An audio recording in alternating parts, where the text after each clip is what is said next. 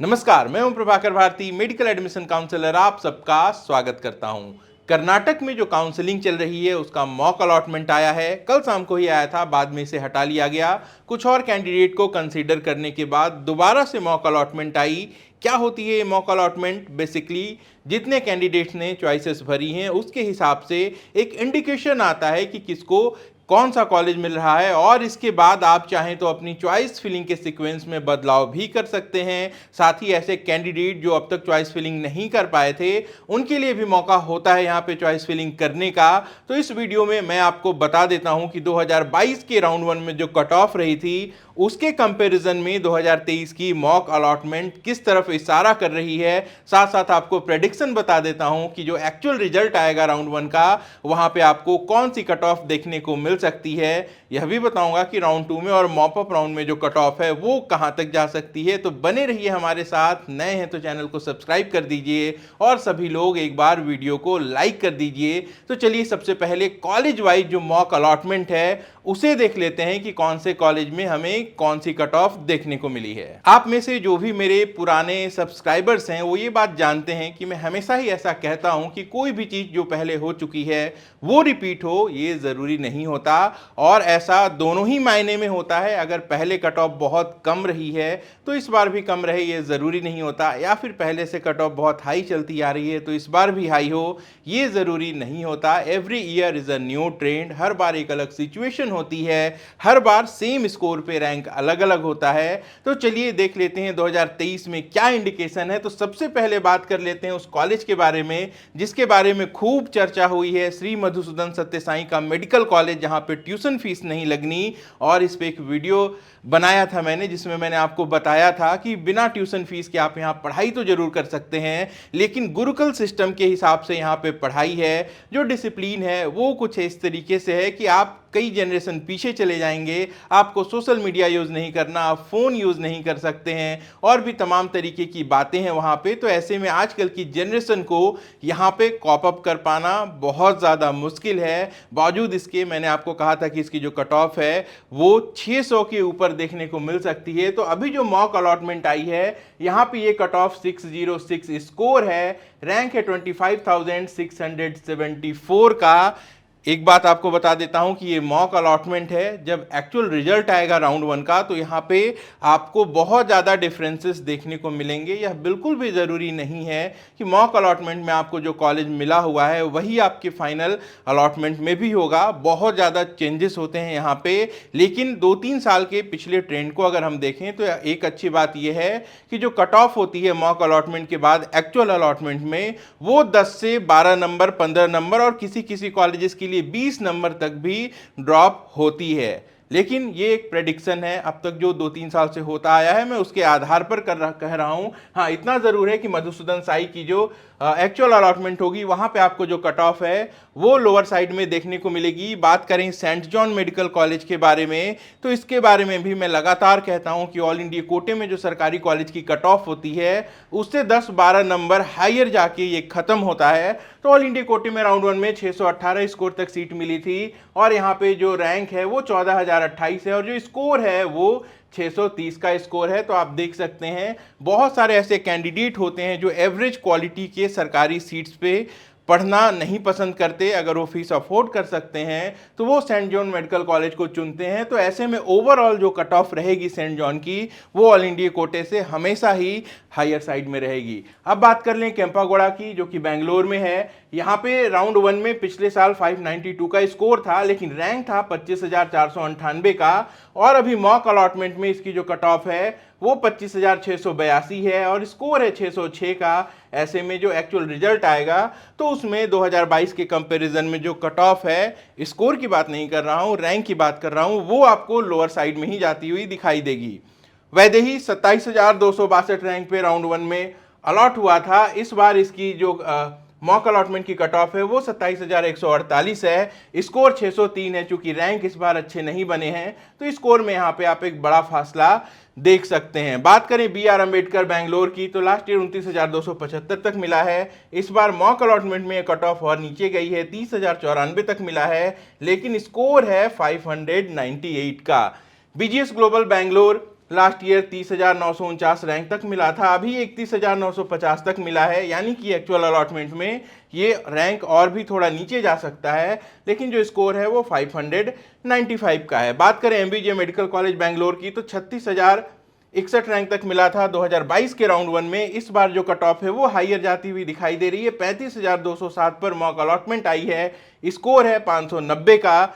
और अगर बात करें आकाश मेडिकल कॉलेज जो कि बेंगलोर में है, तो आकाश मेडिकल कॉलेज लास्ट ईयर 39,159 पे मिला था, स्कोर था 566। इस बार ये 35,512 पे मिला है और स्कोर है 590 का। अब बात करें east point medical college Bangalore की तो लास्ट ईयर 46,219 तक ये गया था, लेकिन इस बार 44,484 पे ही क्लोज हो गया है, स्कोर है 576 का। बात करें एस निजलिंगप्पा बागलकोट की तो ये लास्ट ईयर 73,000 रैंक तक चला गया था, यहाँ पे जो कट ऑफ है ये इस बार हाई चली गई है, 57,000 पर ही ये क्लोज हो गया है, स्कोर है 559 का। तो यहाँ पे ये डिफरेंसेस आपको जरूर देखने को मिलेंगे। रीजन ये है कि इस बार कैंडिडेट ज्यादा है, रैंक खराब बनी है और जो डिमांड है मार्केट में वो लास्ट ईयर से काफी हायर साइड में है। अल अमीन मेडिकल कॉलेज 69,896 तक राउंड 1 में अलॉट हुआ था, इस बार यहाँ पे भी कट ऑफ हाई चली गई है और मॉक अलॉटमेंट में ये 61,220 पे क्लोज हो गया है, स्कोर है 554 का।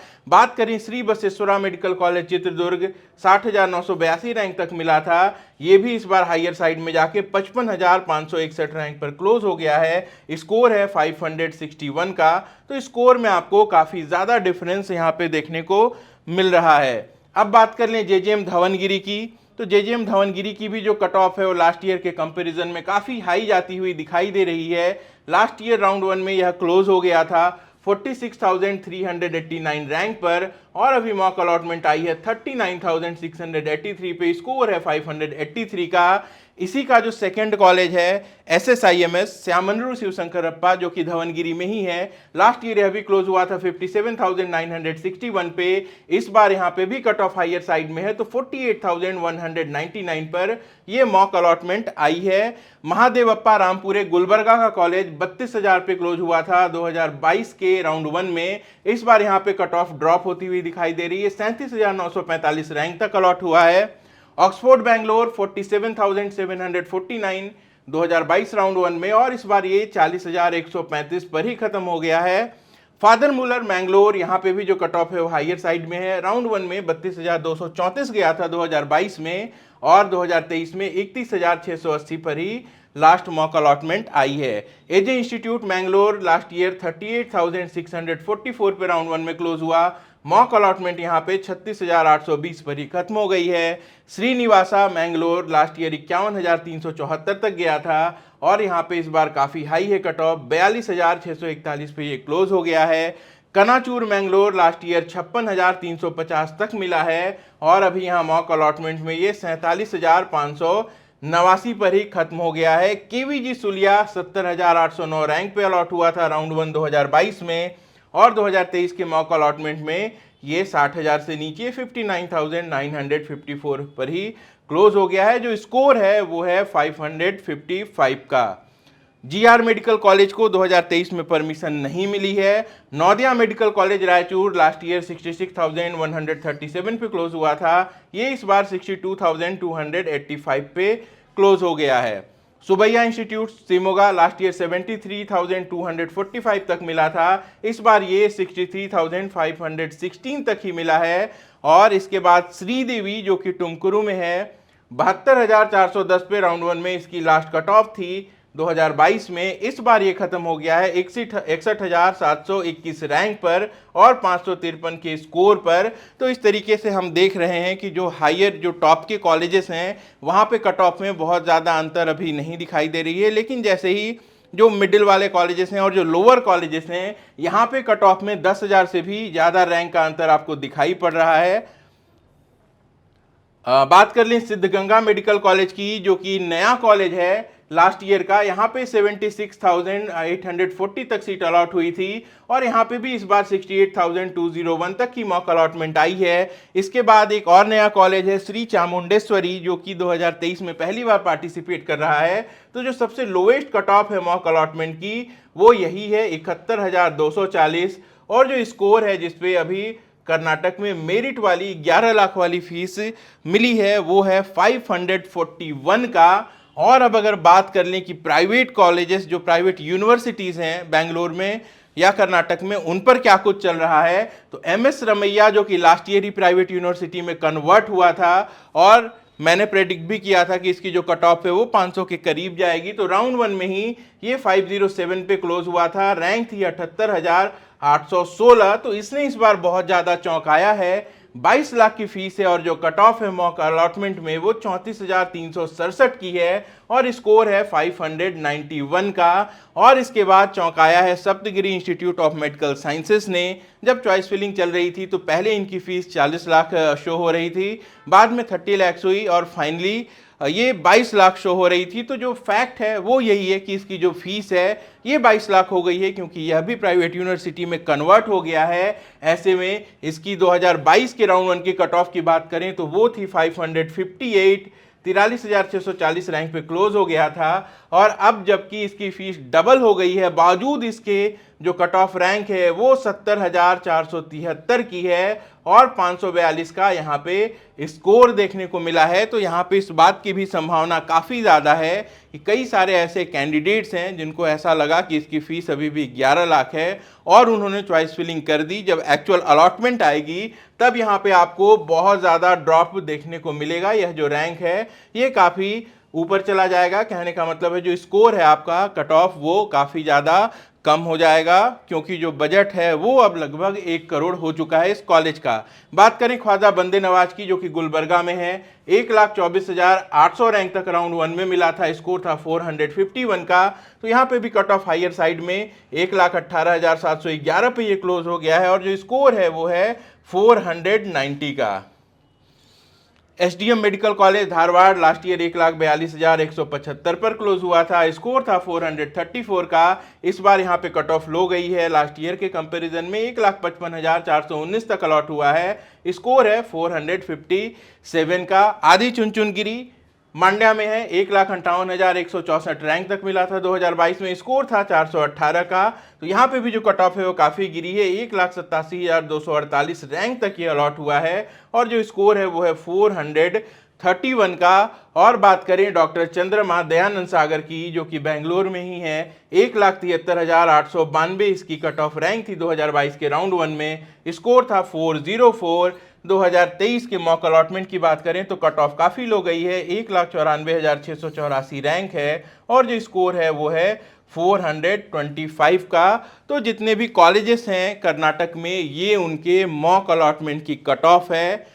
फिर से दोहरा देता हूं, जो एक्चुअल रिजल्ट आएगा वहां पे फिलहाल आपको अगर कोई सीट मिली है तो वो चेंज भी हो सकती है। कुछ ऐसे भी बच्चे होंगे जिनको मॉक अलॉटमेंट में सीट नहीं मिली है, सीधे सीधे उनको राउंड 1 में वहां पे सीट अलॉटमेंट दिखाई दे सकती है। तो कुल मिला के जो एक्चुअल रिजल्ट होता है वो मॉक अलॉटमेंट से काफ़ी ज़्यादा डिफर करता है। और पिछले 2-3 साल के हम ट्रेंड को देखें तो 10-12 नंबर 15 नंबर तक का कट ऑफ में भी अंतर आपको देखने को मिल सकता है। तो जब एक्चुअल रिजल्ट आएगा तो उस समय उसकी जो कट ऑफ है वो मैं मॉक अलॉटमेंट के इस कट ऑफ के साथ कंपेयर करके आपको दिखा दूंगा। अब चलिए बताते हैं कि आगे आपको किस हिसाब से प्लानिंग करनी है। तो ओवरऑल इंपैक्ट की अगर हम बात करें तो यहाँ पे जो कट ऑफ है वो लास्ट ईयर के कंपैरिजन में आपको हायर साइड में ही देखने को मिल रही है। तो ऐसे कैंडिडेट जिनका स्कोर बहुत कम है, जो 500 प्लस हैं, 500 से लेके 540 के बीच में हैं, तो उनको हमेशा एवरेज कॉलेजेस या लोअर वाले कॉलेजेस ही यहाँ पे मिलेंगे। लास्ट ईयर तक क्या होता था कि मॉपअप राउंड में अगर सीटें खाली होती थी तो आपको कम स्कोर पे भी अच्छा कॉलेज मिलता था। इस बार भी ऐसे होने के चांसेस हैं, लेकिन एक इंटरनल इंफॉर्मेशन आपसे शेयर कर रहा हूं कि एमसीसी ने जब अपने काउंसलिंग के प्रोसीजर में बदलाव किया है तो इसके बाद केई भी इस बदलाव को एक्सेप्ट कर सकता है और इस बात की भी थोड़ी संभावना है कि जो मॉपअप राउंड की काउंसलिंग है वो ऑनलाइन कंडक्ट होगी। और अगर ये ऑनलाइन कंडक्ट होती है तो ऐसे में जो मॉपअप राउंड की कट ऑफ है वो भी राउंड 1 और राउंड 2 के रिस्पेक्ट में ही होगी। ऑब्वियसली राउंड 1 से राउंड 2 की जो कट ऑफ है वो लोअर होती है क्योंकि राउंड 2 में न तो नए कैंडिडेट रजिस्टर कर सकते हैं और न ही नई चॉइस फिलिंग होती है, बस आप चॉइसेस को रीअरेंज कर सकते हैं। ऐसे में अगर मॉपअप राउंड की काउंसलिंग भी ऑनलाइन होती है और नए रजिस्ट्रेशंस नहीं होते हैं तो राउंड 2 से मॉपअप की कट ऑफ लो जरूर होगी। लेकिन जो ऑफलाइन काउंसलिंग होती थी वहां पे कट ऑफ काफ़ी ज़्यादा लो जाती थी। ये फ़ायदा ऑनलाइन काउंसलिंग में नहीं मिलेगा। तो ऐसे में आपको क्या करना चाहिए, आपकी एकदम टॉप प्रायोरिटी का कॉलेज नहीं मिल रहा है, उसके बाद का भी कॉलेज मिल रहा है, तो ऐसे में आपको अपने आप को सिक्योर कर लेना चाहिए, क्योंकि कहीं ऐसा ना हो कि आप मॉपअप के भरोसे वेट करें और बाद में पता चले कि मॉपअप ऑनलाइन हो रहा है और आप उस अपॉर्चुनिटी को भी मिस कर दें। दूसरा, कर्नाटक की जो काउंसलिंग है इसके नियम बहुत अलग हैं और एक फ्लो चार्ट के माध्यम से मैं पहले ही आपको बता चुका हूं कि आप किस तरीके से कर्नाटक की काउंसलिंग में बाद तक एलिजिबल रह सकते हैं। तो अगर अब तक आपने उस वीडियो को नहीं देखा है तो इस वीडियो के अंत में मैं लिंक दे दूंगा, वहां से आप उसे देख सकते हैं। एक और बात का आपको ध्यान रखना है कि इस बार जो कर्नाटक की काउंसलिंग है वो डिले हो चुकी है। ऑल इंडिया कोटे के राउंड 2 की काउंसलिंग चल रही है और कर्नाटक में राउंड 1 का भी रिजल्ट अब तक नहीं आया है। तो जो टाइमिंग होती है काउंसलिंग की, ये भी एक फैक्टर होती है जो कि कट ऑफ पर असर डालती है। ऐसे में अगर आपका नीट का स्कोर कम है और आप सिर्फ कर्नाटक के भरोसे हैं तो ऐसा आपको नहीं करना चाहिए। आपके पास कुछ न कुछ बैकअप जरूर होना चाहिए, तभी आप शॉर्ट सीट ले पाएंगे। मैंने पहले भी बताया था कि अगर मॉपअप राउंड की काउंसलिंग ऑफलाइन होती है तो मेरी कोशिश होगी कि वहां पे मैं खुद भी मौजूद रहूंगा, तो आप लोगों से मिलने का भी मौका मिलेगा और आपको गाइड भी कर सकूंगा। तो कई सारे कॉलेज कर्नाटक में ऐसे भी हैं जहां पे अदर चार्जेस 1.5 लाख 2 लाख रुपए हैं, तो आपको इसका भी ध्यान रखना है। आप प्रॉपर रिसर्च करें और उसके हिसाब से कॉलेजेस को सीक्वेंस करें। जरूरी नहीं है कि बेंगलोर सिटी के ही कॉलेजेस बहुत ज्यादा अच्छे हैं, कुछ कॉलेजेस रिमोट एरिया में भी हैं जो कि बहुत ज़्यादा अच्छे हैं। और कुल मिला के कर्नाटक की जब बात होती है तो हम बेस्ट एकेडमिक की बात करते हैं, हम बेस्ट पीजी बेनिफिट की बात करते हैं, तो मेरे हिसाब से सबसे ज़्यादा जो प्रायोरिटी होनी चाहिए वो बेस्ट एकेडमिक की होनी चाहिए। आप सभी कैंडिडेट्स को नेक्स्ट का एग्ज़ाम देना है तो यहाँ पे पीजी बेनिफिट को भी आप चाहें तो सेकेंडरी रख सकते हैं। कुल मिला के अच्छी एकेडमिक जहाँ भी मिलती है आपको टॉप प्रायोरिटी पे उसे ही रखना चाहिए। दूरी बिल्कुल भी मैटर नहीं करती, तमाम तरीके के ट्रांसपोर्टेशन के संसाधन अभी मौजूद हैं, तो ऐसे में दूरी को फैक्टर न मान के क्वालिटी के हिसाब से आपको कॉलेजेस का चयन करना चाहिए। 2023 के लिए एक बार फिर से हमारी पेड काउंसलिंग ओपन है, तो ऐसे कैंडिडेट जो खासकर 500 से ज़्यादा स्कोर रखते हैं और कर्नाटक के लिए काउंसलिंग कराना चाहते हैं तो वो हमें भी कांटेक्ट कर सकते हैं। चूँकि राउंड 1 से पहले हमारी काउंसलिंग की जो सर्विसेज हैं वो बंद हो गई थी और अब ज़्यादातर स्टेट के राउंड 1 के रिजल्ट्स आ चुके हैं, ऑल इंडिया कोटा का राउंड 1 का रिजल्ट आ चुका है, तो लगभग 75% एडमिशन हम डिलीवर कर चुके हैं। तो अब हमारे पास इतना वक्त है कि आपके लिए अच्छी सी प्लानिंग कर पाएंगे। तो ऐसे लोग जो पेड काउंसलिंग अवेल करना चाहते हैं वो इस वीडियो के डिस्क्रिप्शन में जो डिटेल्स है उसके माध्यम से हमें संपर्क कर सकते हैं। और ये जो कट ऑफ मैंने मॉक अलॉटमेंट की आपको दिखाई है ये हमारे टेलीग्राम चैनल पर मौजूद रहेगी। तो आप सभी को बहुत बहुत शुभकामनाएं, अपना और अपनों का खूब ख्याल रखिएगा। मैं जल्द मिलूंगा। नमस्कार, जय हिंद। अगर आप हमसे कांटेक्ट करना चाहते हैं या हमारी पेड सर्विसेज अवेल करना चाहते हैं तो आप वीडियो के डिस्क्रिप्शन में दिए गए लिंक पर क्लिक करके अपनी डिटेल्स भरिए। हमारी टीम बहुत जल्दी आपको कांटेक्ट करेगी।